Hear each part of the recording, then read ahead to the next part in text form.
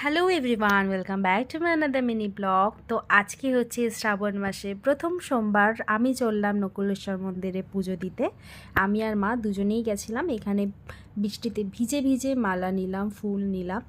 নিয়ে যখন মন্দিরের সামনে পৌঁছালাম দেখলাম এত ভিড়। আমি ভাবলাম প্রচুর ভিড় হচ্ছে পুজো দেওয়ার জন্য, কিন্তু না, সবাই ভোগ খাওয়ার জন্য প্রচণ্ড লাইন দিয়ে দাঁড়িয়েছিল। তারপর ভেতরে ঢুকলাম, ঢুকে কোনো রকম, ভেতরেও ভিড় ছিল, ঠেলাঠেলি ধাক্কাধাক্কি দিয়ে ভেতরে ঢুকে মানে আলটিমেটলি বাবার মাথায় জল ঢাললাম, আমি প্রার্থনা করলাম। আর আমি ওখানে এই সোমবার না, আমি প্রত্যেক সোমবারই যাই, শ্রাবণ মাস বলে নয়। দেন মা বললো এত বৃষ্টিতে ভিজে চা খেতে ইচ্ছা করছে। আমি বললাম চলো আগে মিষ্টি খাই। তো মিষ্টির দোকানে গিয়ে ভেবে পাচ্ছিলাম না কি মিষ্টি খাবো।